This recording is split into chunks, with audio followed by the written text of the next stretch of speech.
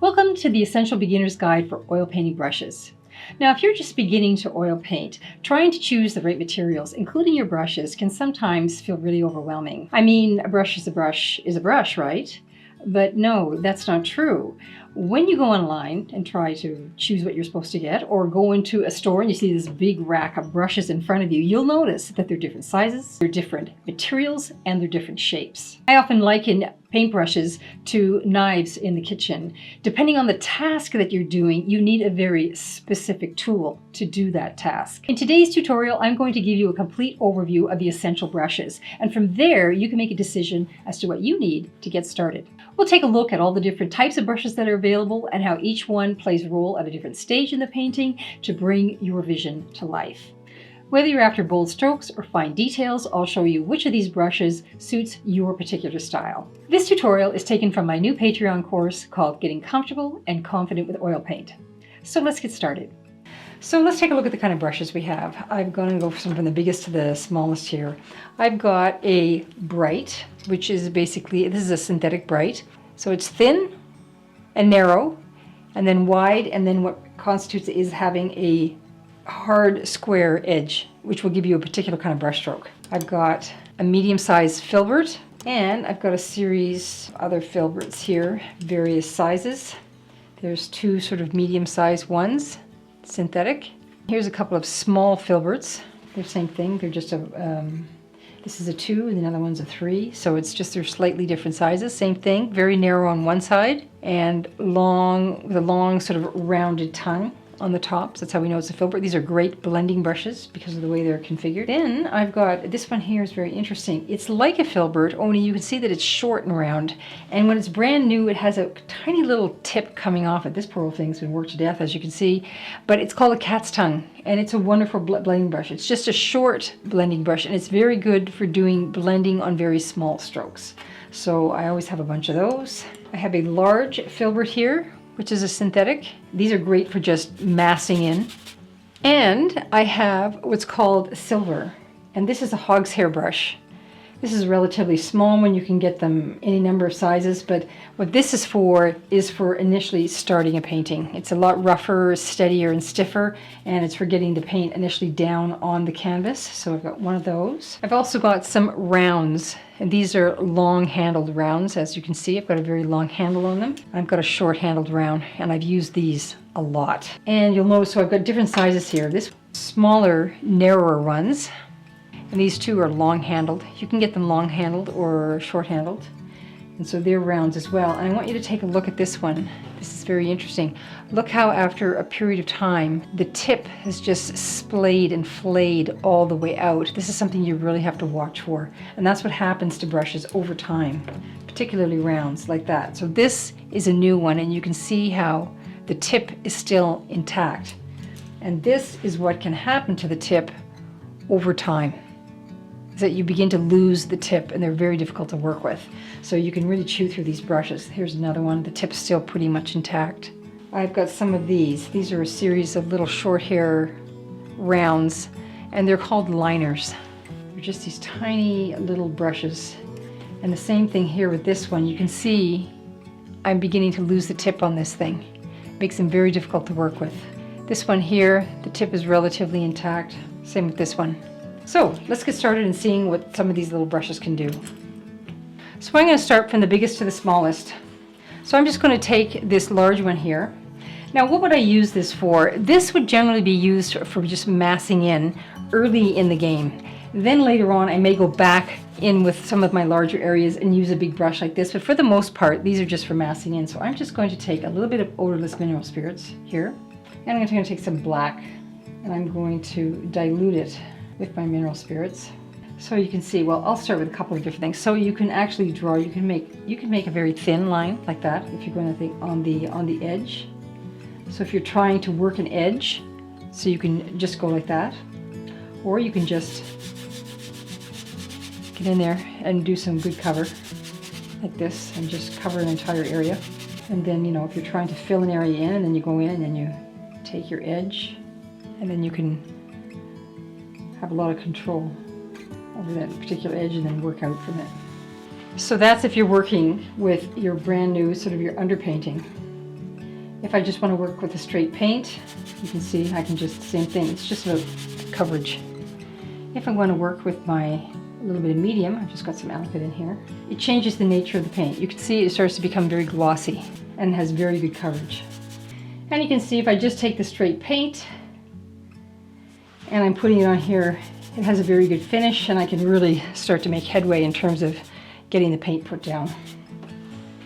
So let's take a look at our bright here. Same thing, I'm going to take a bright, I'm just making some very clean marks. Now that's just straight paint. If I take and put a tiny bit of medium in there, you can see that it just has a more spreadable quality to it. But you can see that the kind of control you have over your edge, and that's what this kind of a brush will give you. Same thing, nice clean line. So it really has a dual purpose in terms of being able to have good flat blendable coverage and at the same time a very controlled edge. I'm going to go with a large filbert, same thing. Just going to go straight paint, no medium. So you can see it's kind of dry. So this would actually be very good for dry brushing in terms of doing soft blending. If I'm trying to get an edge on this, it's not great. You can see actually also, you can see how abused this brush has become over time. That's what happens to them. So if I had to do an edge on something, I would have picked up my bright and done that. If I just wanted to get in there and start doing some blending, I would then pick up my filbert. So you can see without any medium in there, it becomes quite soft. If I then brush my paintbrush off and reduce it, you can see I can have very, very soft dry brushing blending with my filbert like this. So this is actually really good. So you can use this one for doing lots of very soft transitions. So I'm just maneuvering my paint around. This is one that's slightly smaller. It's slightly better condition. Same thing, I'll just take the straight paint. I'll rub some of it off. Same thing. It's fundamentally the same process, just a smaller, more controlled. Now if I take more paint and I take a little bit of medium, which makes the paint smoother and more blendable,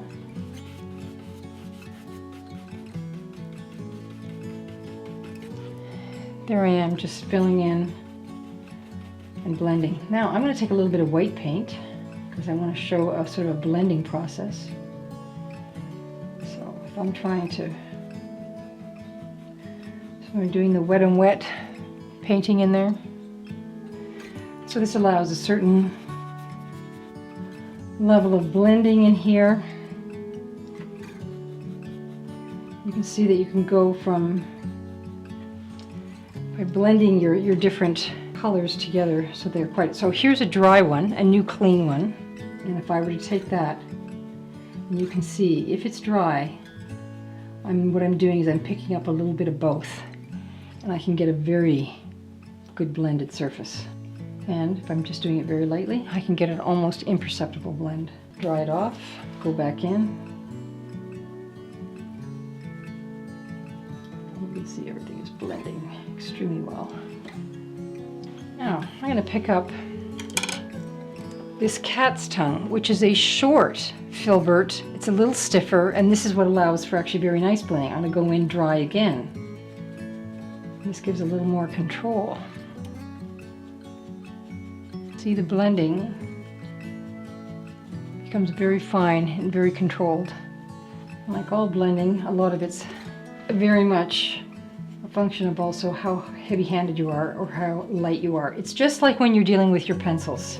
Only difference is, I say a sharp tip and a light touch. Well, this one is just a light touch and the right size brush in order to get the blending. So I'm just going to blend all the way down here. And just continue to blend until everything is exactly what I want. If I want to blend it better, I just make sure I keep my brush a little drier. There we go. We're starting to be able to blend.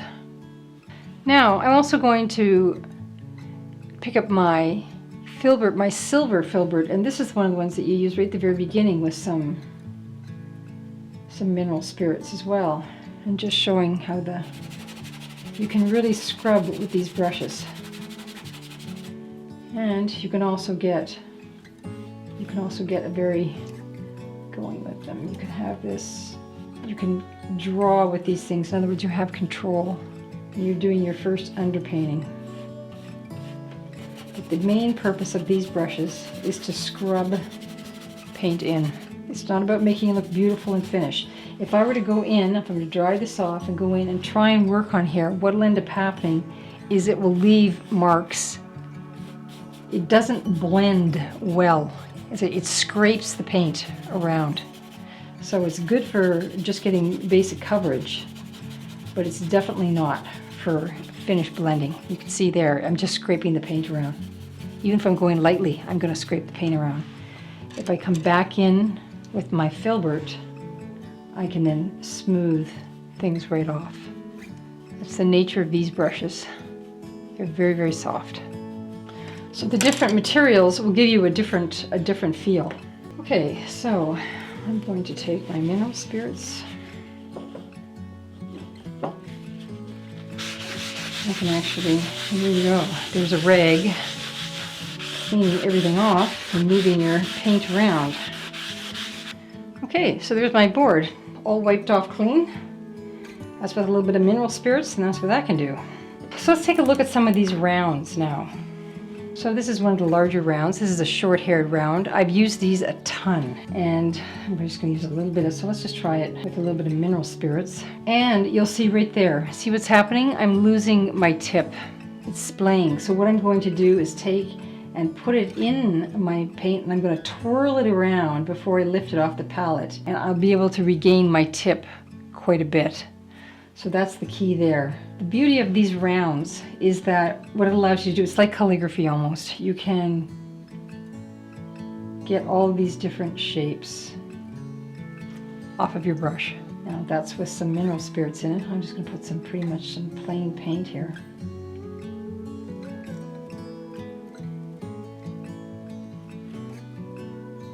Allows you to draw very, very well. And I'm going to take, so if I put a lot of paint, we'll just see what happens. Chances are it will bog down a little bit of medium in there to make it slicker, a little more oily. Same thing, picking it up, regaining my tip.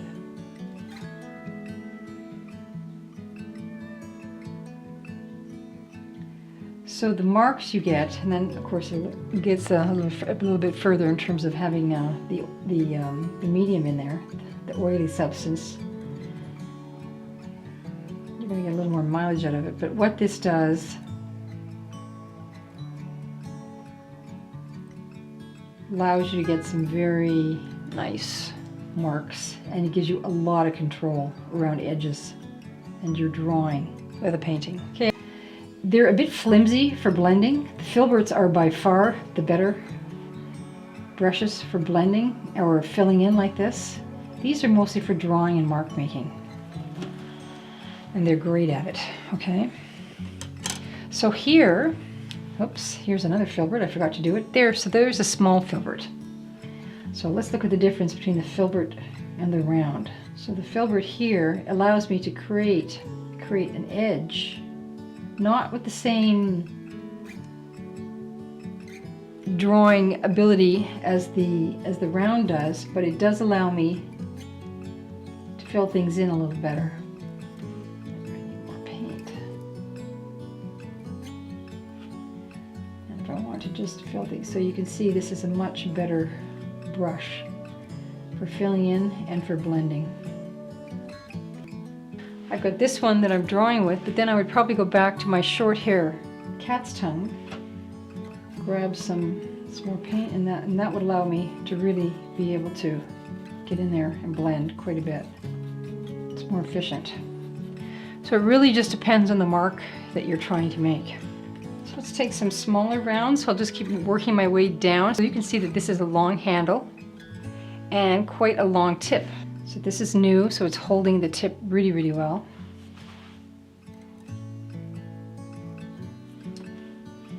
And I just can flatten it down a little bit. So I flatten this edge down rather than make it round. Allows me to make a very fine little line. When it has a very long brush like this, you can't put a lot of heavy weight on it. It just splays out. It's not really good for anything other than this kind of thing. This is for just doing delicate lines like this. Allows you to be pretty precise. So let's take a look at this one here. That's really splayed out. This is like a long, it's actually a good brush. I'm not sure exactly why I got so wrecked. So I'm going to go in there with my paint. I'm going to try and recover. I've got a tiny bit of medium. And I'm going to try and recover my tip. See what happens if it's even possible. So I'm twirling my brush around in the paint, trying to recover my tip. Doesn't look like I'm doing a very good job of it. Yeah. So as it's going down, it's pretty rough. So this brush might be okay for a few things, but not great. Simply because it's lost, so you can see how rough it is. That's what happens when you lose your tip. You don't have a whole lot of control. Now, depending on the kind of mark you want to make. So if you want that kind of a broken mark, then great. Then this kind of a brush is exactly what you're looking for. However, having said that, you don't just toss your brushes away. So here's a cat's tongue that had kind of had its day, and I had to paint some fur. So what I did is I got in there with a pair of scissors and I roughly chopped the darn thing down. And what that did was give me kind of a textured look, so that when I was painting the fur, I was able to get a texture.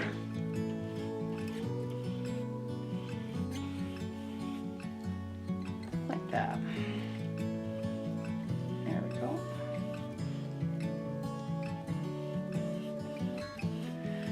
So all these brushes, don't throw them away. They can have a purpose. You can use them for stippling, for getting textures, all kinds of different things. So there's a variety of different marks that you can get. Well, I hope this overview of oil painting brushes gives you the confidence to choose the right kind of brushes for your oil painting journey. And if you'd like to dive into oil painting, but you're not really sure how to get started, click the link at the end of this video to go to my Patreon site and find out how. So if you found this video helpful, check out my other art videos, and don't forget to like, share, and subscribe for more transformational art videos coming your way. And don't forget to leave a comment below and let me know what kinds of things you would like to learn next. Thanks very much for watching, happy painting, and we'll see you in the next video.